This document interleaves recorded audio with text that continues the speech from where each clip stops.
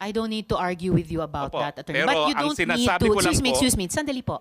You don't need to tell the committee what the rules of the Senate Well, are. I'm just Please citing just po. answer our question. You don't My need to answer cite, po it's not is necessary. that document is only evidence of its existence. Patunayan po yung katotohanan na nakalasaad sa dokumentong yan, dapat meron pong testigo na nakakita ng ginawa yung dokumentong yan, o di naman kaya testigo ng gumawa ng dokumentong yan, o di naman kaya yung testigo na pumirma ng dokumentong yan. Actually, Pag as wala I po said yan, earlier, excuse hindi me, po excuse siya me. po No, pwede. excuse Ma'am, me. excuse me No, kasi...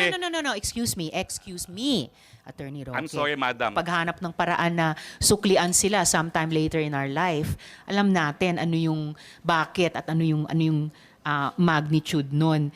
Ayun, anyway, yung mga dokumento nga na dokumento nyo nakita sa PORAC, related sa inyo at kay Attorney Roque. Paano nyo po unang nakilala si Attorney Roque?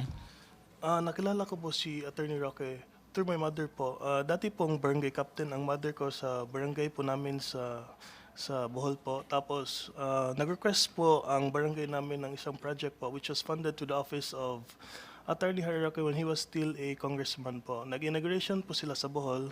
Doon ko po na-meet si Attorney Harry Roque po, Madam Chair.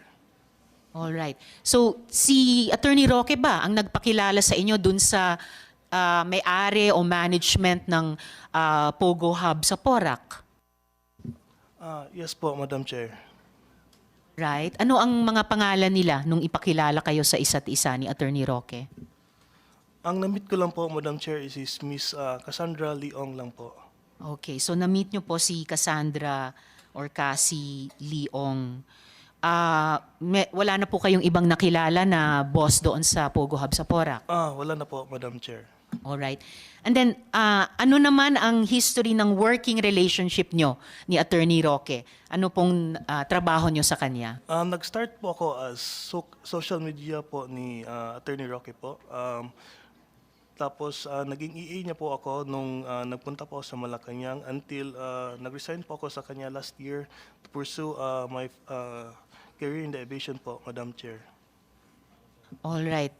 Nagtrabaho pa po ba kayo kay Attorney Roque pagkatapos nilang umalis sa Malacanang? And if so, anong trabaho po iyon?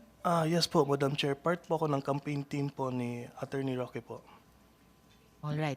Are you still under the employ of Attorney Roque? No po, Madam Chair. And then, ano naman po ang partisipasyon o trabaho ni Attorney Roque para sa Pogo? Sa pagkakaalam ko po, Madam Chair, siya po yung legal lawyer po ng isang company po na hinahandle niya po doon. Aling company? Sa pagkakaalam ko po, Madam Chair, Whirlwind po yun. Whirlwind.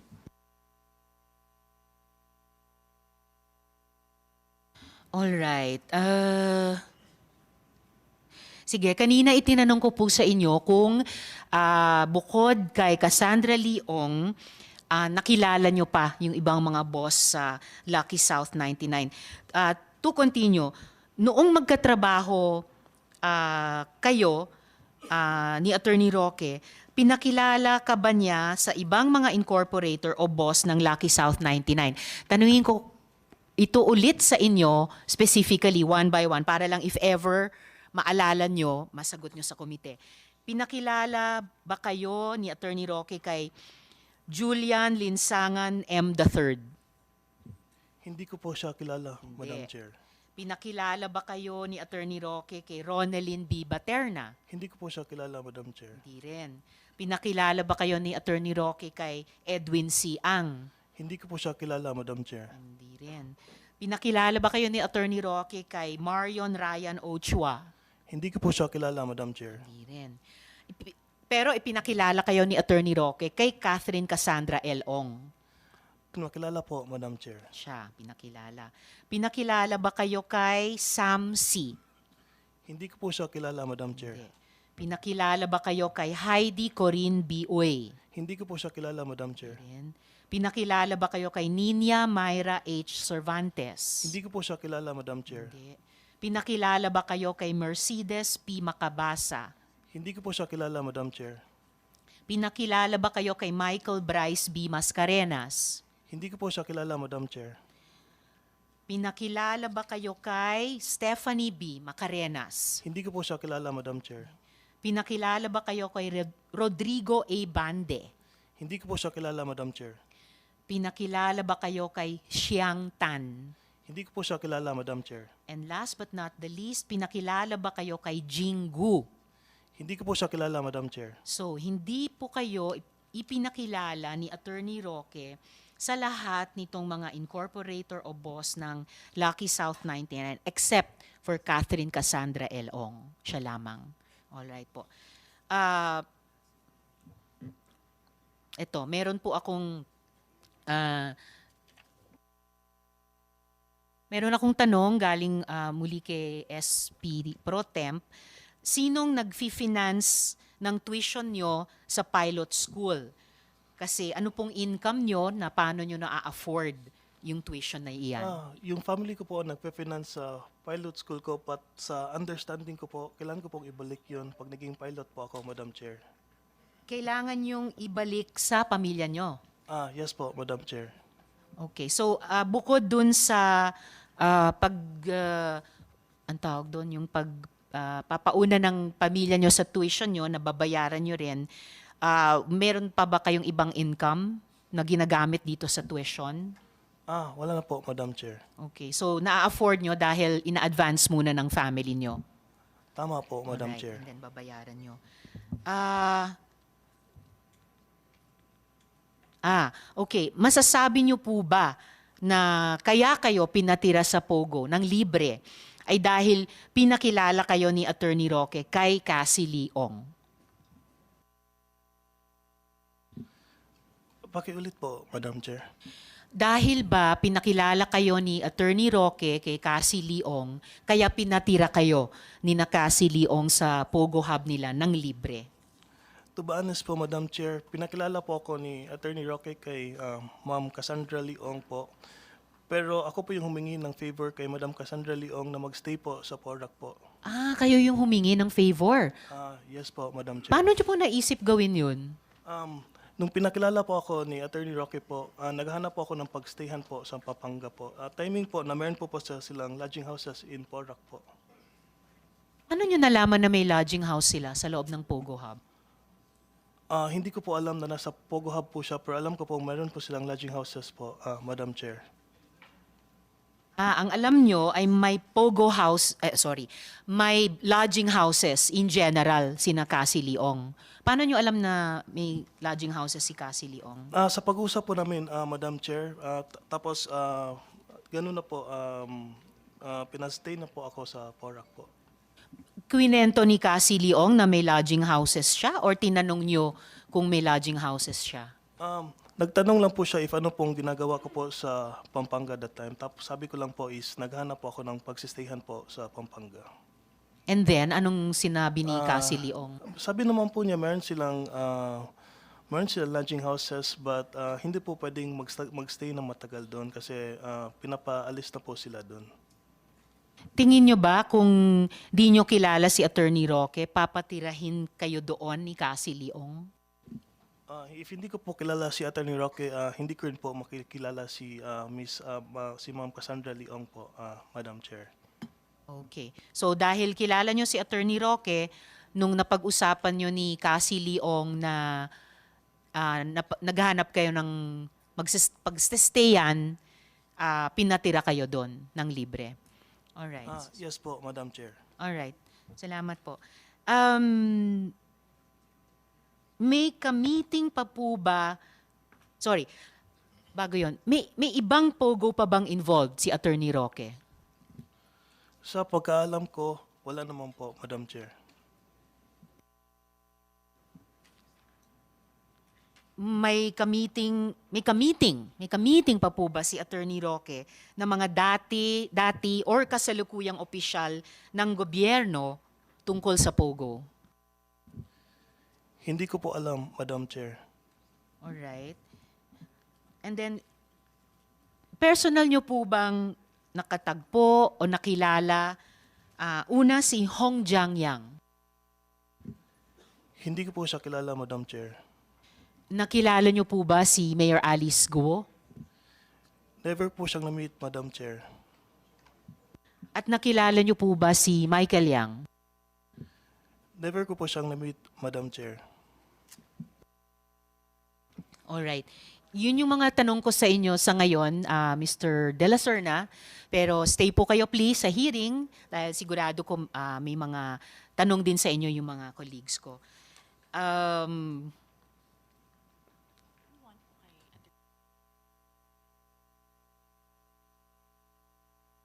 Alright. Balikan ko po yung mga ah, tanong ko kay Attorney Roque.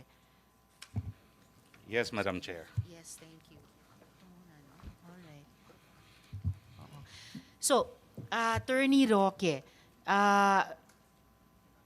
incorporator rin po kayo, si Ms. Myla Roque, at ang dating law partner nyo, incorporators po kayo sa Biancham, tama po ba? That is correct. Biancham is my family holding corporation. Alright, It's part of salamat. our estate planning. Alright. So, Family Holding Corporation, part of your estate planning. And then, ngayon, ang email address po sa cover sheet ng Articles of Incorporation ng Biancham,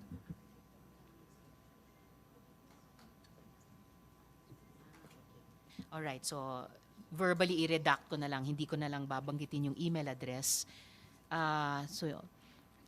May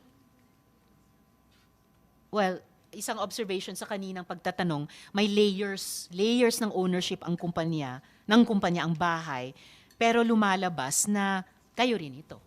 Well, I've never denied that, and that's why I said that I have an interest in that house.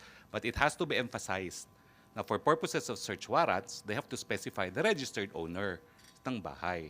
Kaya nga po, una-una, dinideny ko po na na-raid yung bahay ko, dahil wala pong search warrant doon sa nangyari. Ang meron lang po, mission order at pag-aresto ng Bureau of Immigration sa 2 Chinese nationals.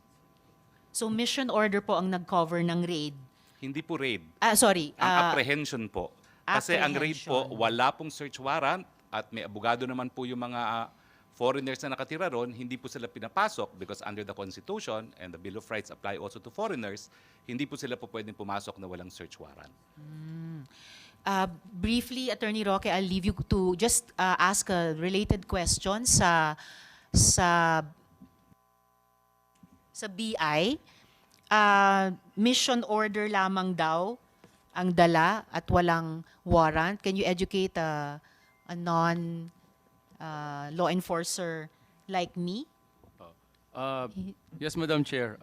We confirm na during the arrest, the BI used the mission order. Wala pong search warrant.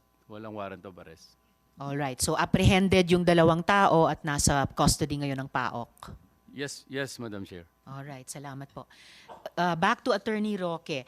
Can I Yes, Madam confirm, can I confirm lang po na your wife, Ms. Myla Roque, is the managing director of Biancham since 2015 ayon sa annual report ng Pag-ibig.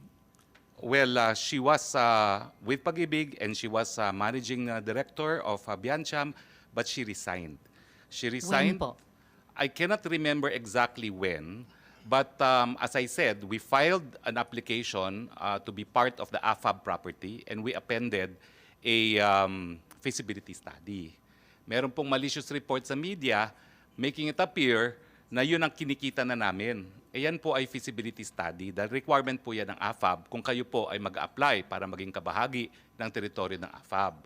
So dahil po doon, ayaw ng misis ko yung ganyang mga kontrobersiya, sabi po niya, I want out. At kaya nga po, ang nangyari po dyan, talagang nag-withdraw din kami dun sa project na yan because my wife said, I really want out. I want my privacy. No? At yan po ang dahilan kung bakit nagkaroon po ng change of ownership. At yan din po ang dahilan kung bakit recently, we are now taking moves to reclaim Biancham. No? Except that my wife really says, I want out. And that's also why we are contemplating even a separation of property para malinaw na hindi siya mai-involve sa aking mga business undertakings. The decision was made also because we had business reversals in a solar project kung saan doon ko po iniinganyo yung Whirlwind company, no? And we lost a substantial amount of money in that business transaction. Alright. Hanggang kailan managing partner yung asawa nyo sa Biancham? Sandali Kahit lang po yan approximately. Because yung investment po namin dyan sa First Bataan actually, and that was the controversy, was before I became congressman. And the controversy came out when I was a newly elected congressman, and that's when she verbalized that she wanted out dahil ayaw niya Anong magaganyan taon sa po yun nung naging rep Siguro kayo? 2016 po ako naging rep dahil So nanalo she- po ako nung 2016 elections. So she would have been managing partner for at least 1 year, from 1 year lang 2015 po to yan, hindi po 2016. nagtagal siya because she really wanted out. In fact, she wanted out of all my business transactions because gusto po niya maging pribadong individual. Alright. But gaya ng ipinakita kong Articles of Incorporation, List of Incorporators kanina kay Mr. De La Serna, may incorporators na nakalagay doon, isa rin po si Ms. Myla Roque. Yes, that's Alright. what the document says po. Hindi po yan dinideny. So just to summarize, yung house,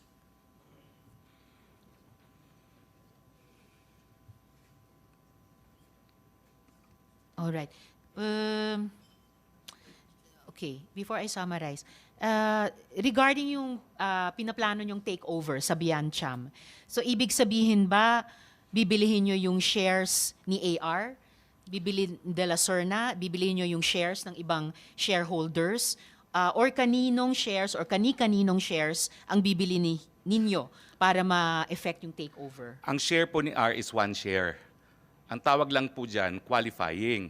Kasi bago po naamindahan ang corporation code, kinakailangan meron 5 na directors at 5 incorporators. Ngayon po pwede na pong magkaroon ng one-man corporation. So kaya po yung mga nakalagay po dyan na 1 shareholder lamang, they are what is known as qualifying shares para makumpleto yung 5. Now, ang nangyari po kasi dyan is dahil we were also applying for an AFAB accreditation and at that time sa Kongreso po, nagkaring malaking issue yung pag-aari ni Congressman Florendo sa Tadeco, minabuti na rin po namin na lumabas muna doon sa investment sa Bataan. So nalugi po kami doon pero binalik ang pera namin na wala namang bawas, nawalan lang kami ng interes. So yun po ang dahilan kung bakit nagbago po yung shareholdings ng Biancham. No? Pero ngayon po, as we speak, and even before this controversy, the papers are being drawn na babalik po ako. No? I'm going to repurchase the shares and I will register it soon. No? Dahil malinaw naman ang gusto mangyari ni Mrs. basta wala siyang kinalaman doon sa mga negosyo na pinapasok ko. So magiging malinaw kung ano yung sa kanya, ano yung sa akin, at para ang isusugal ko lang, to quote her words, is yung sa akin lang at hindi niya isusugal yung sa kanya at sa pamilya.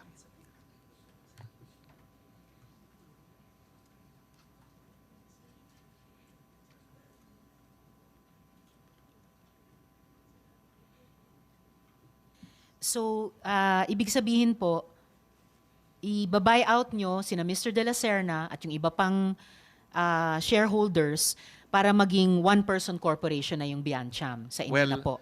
Well, actually, napirmahan na po nila lahat ang mga dokumento no, papunta sa akin, pero hindi pa po kami nagdonotaryo kasi inaayos pa. No?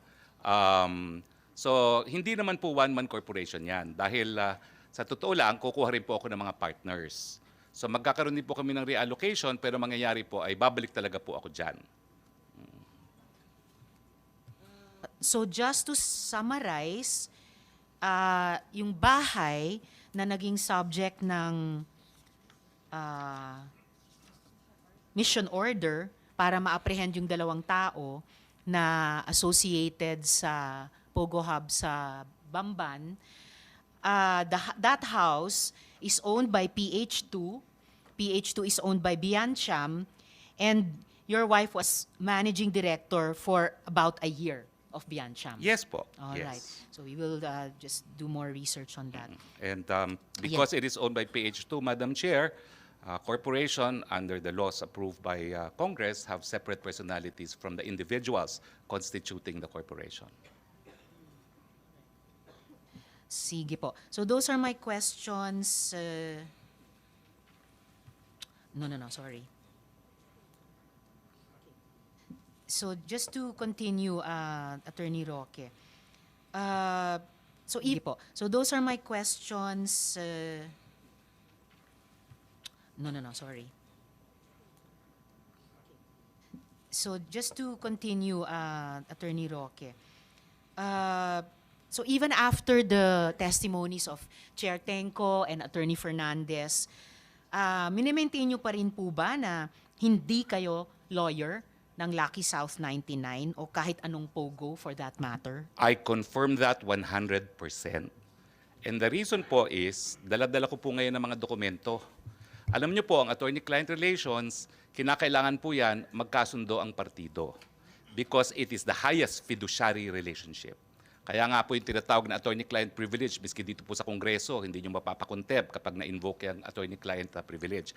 At sa totoo lang Within po, certain limitations, of course. at sa totoo lang po, sana kinuha po ako ng Lucky Star na abogado. Bakit po? Dahil yung raid sa PORAC, unconstitutional po yan. Nag-raid po sila, kumuha sila ng warrant of arrest galing sa Bulacan judge outside of jurisdiction. Excuse me, sige. well, Hindi natin ano lang ini-investiga yung raid. We are investigating yes, the ma'am, but I'm POGO. just saying So, kasi- please just make your Yeah, answer mabilis to lang this po. short. Kasi Yes. it was actually just a yes or no Ma'am, question. but ma'am, let us be fair because you have been insinuating I am a lawyer for Lucky South. That is why... Excuse me, the chair has not been insinuating anything. The chair and the members of the committee have been asking questions based on the testimonies, sworn testimonies of PAGCOR Chair Tenco, Attorney Fernandez of PAGCOR, and other resource persons. So the resource person will not impute any insinuation to the chair. Will please just answer the questions. The chair has given the resource person okay, Your Honor, leeway then, to answer in the the, questions. in the So interest of please answer fairness, properly. may I be allowed to dispute then the statement of the prior resource persons? We will get to that in the Okay, course so of the the question questioning again, of the Madam Chair, is... Do you maintain na hindi kayo abogado ng Lucky South 99 or any POGO for that matter? I maintain as an officer of the courts and under oath before the Senate of the Republic of the Philippines that I have never acted as legal counsel for Lucky South 99 or for any other POGO. Alright. Pero tama naman pong totoo na nakipag-meeting kayo sa PAGCOR tungkol sa POGO sa PORAC. Yes or no Totoo lang po yun, nakipag-meeting Okay. ako, but as I said, ang aking kasama po ay kakilala ko bilang Whirlwind Corporate Secretary and I have documents in my possession which I would like to submit now to the Senate. Yes, Kasi iba please po do yung that. Thank usap-usapan you. lang, iba kapag notaryadong dokumento. Okay. And definitely, yung pagtestimonya ng ibang mga resource persons ay hindi rin lamang usap-usapan at may mga sinasubmit ding dokumento. Otherwise, the committee would not bother inviting them again and again to Madam, the hearings. Excuse me. I just like to ask the next question. So, ang topic ng mga meeting at pag-uusap nyo sa PAGCOR, and in fact, mga pag-follow up nyo sa PAGCOR, ay utang ng Lucky South 99, ng mismong POGO. Tama po ba? Yes Tama or po no? yun. Alright, salamat. So, hindi lang talaga Whirlwind, Lucky South 99 din. Pwede ba ho So, mag-explain? Pwede naman po. Okay, kasi po ang Whirlwind is not only the lessor, they're also the service provider. Now, I appeal now to the officials of PAGCOR. Siguro kayo po mag-explain kung anong ginagawa ng service providers, including Chair Andrea Dominguez, because I had an opportunity to work with Domingo her. Domingo, no? Ang service providers po, sila talaga ang nagbibigay ng lahat na kinakailangan ng mga POGO operators kasi ang POGO operators po, lahat yan Chino. Hindi po yan nag-i-Ingles. Kaya nga po meron silang mga representative sa PAGCOR. Dahil sila mismo, they have no ability to communicate dahil nag-establish na nga sila ng mga independent POGO hubs. So ang pagkakaintindi ko po talaga, trabaho po ng service provider na magbigay ng serbisyo sa kanilang mga kliyente. Alright, attorney, salamat. The committee will ask further questions sa PAGCOR. Balik na lang po tayo dito sa Lucky South at PAGCOR, no? Ang sabi po nyo, you did not authorize the use of your name in the organizational chart. That was submitted as an official attachment by Lucky South 99 to PAGCOR. Totoo So, kasalanan po yan ni Cassie Linong, tama ba? Hindi po. Kasalanan Hindi. po yan ng kung sinong gumawa. Sino Dahil ang wala gumawa? naman pong establishment. Gumawa po niyan Lucky South. Yes. Dahil sila po nag-a-apply. Na si Cassie Lin Ong ang isang ano doon. Wala ang po pa boss tayong doon. ebidensya na nagpapakita kung sino nag-submit talaga ng mga dokumento, but PAGCOR can confirm kung sino talaga nag-submit ng mga dokumentong yan. Okay, we will Pero- ask PAGCOR that again later. We asked them before. Basta ang malinaw po sa komite ay yung organizational chart na yan na may drawing, may box, na legal, na nandun yung pangalan nyo, was one of the official attachments sa submissions ng Lucky South 99 sa PAGCOR. And sabi nyo nga, ang tawag nito, yung obligasyon ng Pogo na Lucky Star sa PAGCOR ang pinag-uusapan ninyo sa PAGCOR. So, due diligence, bilang abogado, dun sa mga diskusyong iyon, alam nyo kung ano yung mga dokumentong sinumite, alam nyo yung mga official attachments na nakalagay doon. Did you confront Cassie Lin Ong about this? Or kinasuhan nyo ba siya na kung bakit nandun yung pangalan nyo sa organizational chart? Madam, nagagalit po kayo dahil sinasabi nyo, binibigay ko ng mga salita ang inyong bibig.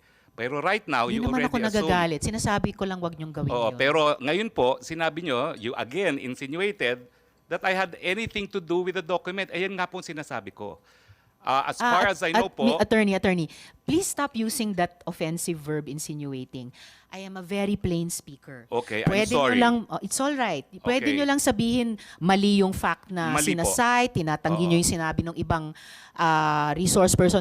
4 na taon na pong itong investigasyon. Halos wala na pong nag-insinuate kasi dire-diretso na pong mag-usap. Okay, so please tell the committee, kinonfront nyo ba si Cassie Lin Ong or kinasuhan nyo ba siya? Bakit nandyan yung pangalan nyo sa organization? Well, unang-una po, nalaman ko lang na nandun ang aking pangalan nung nag-hearing po last time dito na sinabi ni Chairman Altenco.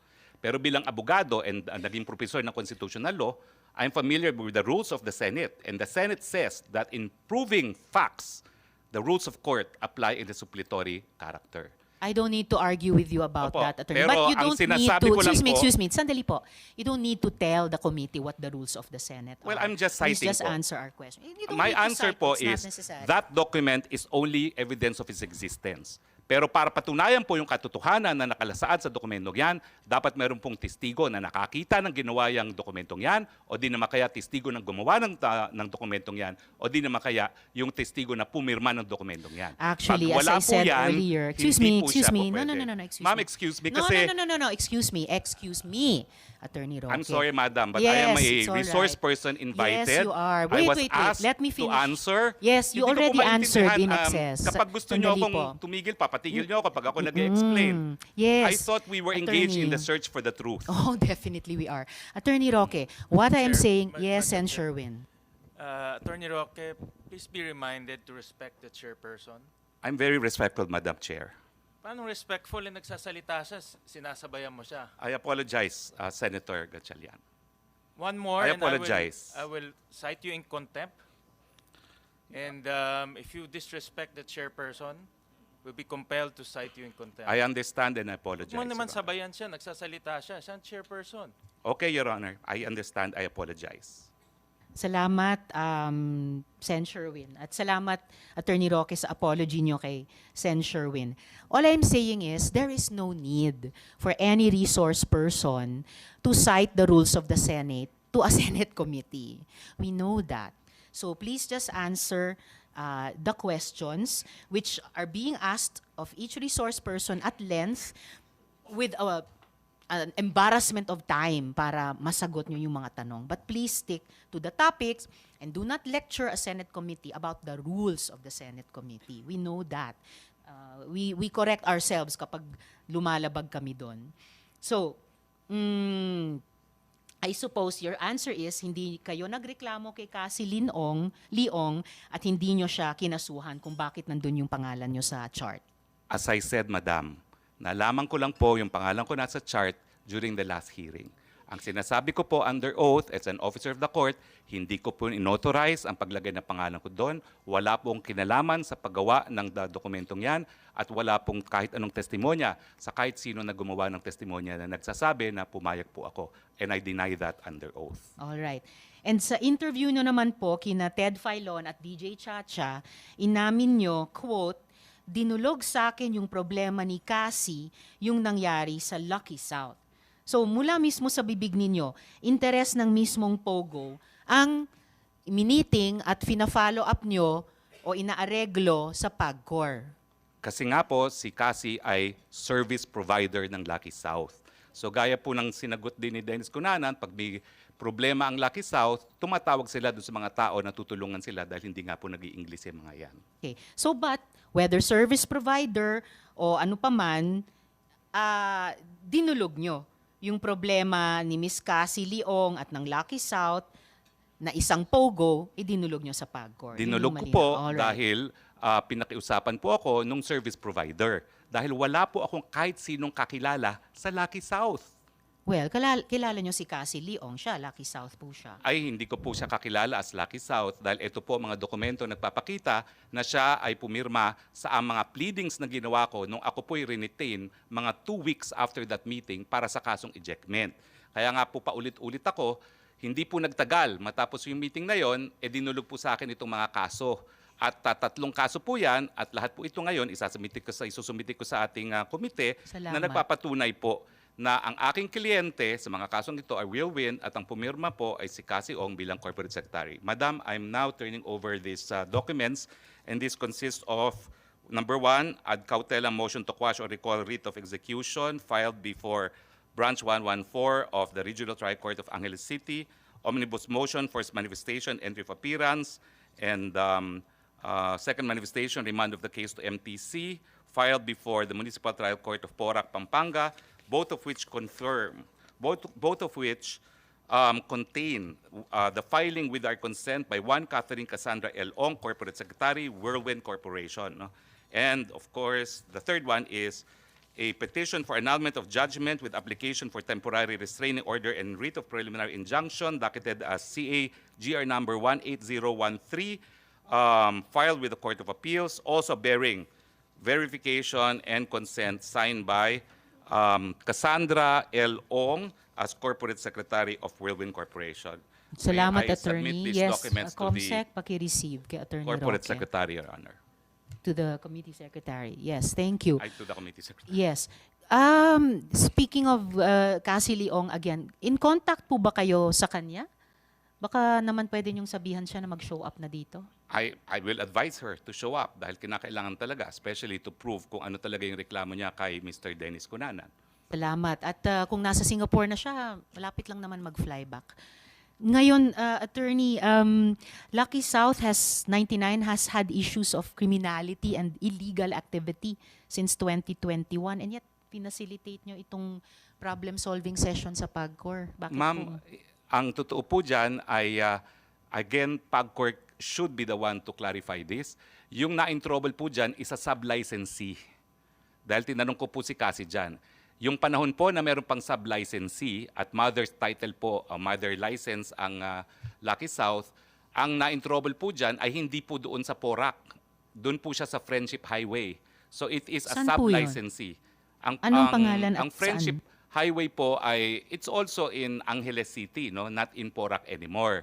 Pero yan pong na-raid is not the Porac facility. It is a different location, a sub-licensee of Lucky Ano South. pong pangalan ng sub-licensee? Ay pareho naman po lahat yan eh. And the PAGCOR officials can confirm this. So it's also Um, Lucky South 99? Well, because ginagamit po nila yung lisensya dahil nung unang panahon, allowed po ang mga sub-licensee at nandiyan naman po ang past and present leadership ng PAGCOR. Kaya hindi po naapektuhan ang operation ng Lucky South dahil na-establish naman na hindi po yung Lucky South na nag-ooperate sa Porac ang may pagkakasala dun sa raid na yon.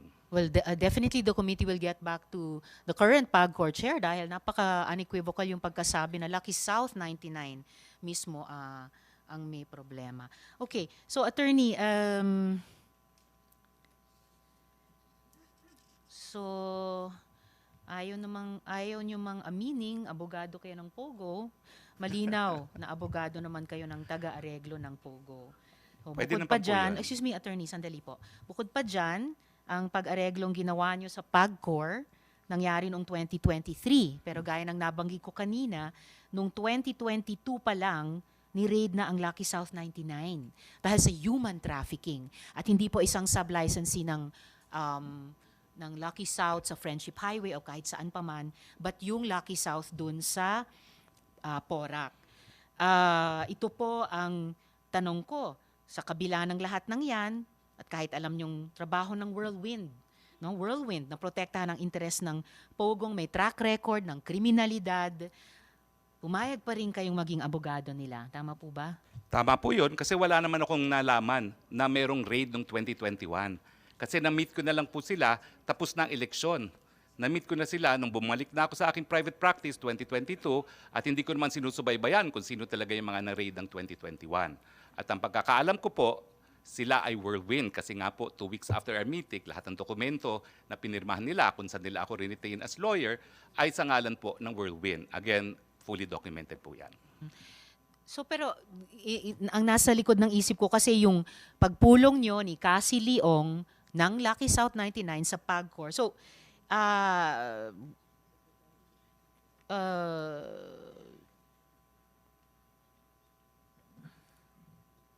inaamin nyo po ba na ang pag-areglo nyo sa PAGCOR ay para sa Lucky South 99 at hindi para sa Whirlwind lamang? Hindi po. Ang aking tinulungan po ay Whirlwind. Kasi noong nga panahon po yan, hindi ko nga po kakilalang Whirlwind bilang isang kliyente. Kakilala ko po sila dahil iniingganyo ko sila mag-invest sa mga energy projects. So yung pagsama ko po sa kanila, well, if we go by the Supreme Court definition of attorney-client, yes, meron pong attorney-client relation, pero it was more of an accommodation. Wala po kami engagement, hindi po ako bayad doon. Nagkaroon lang kami ng engagement 2 weeks after dahil nga po dito sa ejectment case na nangyari. So kumbaga, that was part and parcel of my effort to entice them to invest into projects that I'm pushing for renewable energy dyan sa Cebu.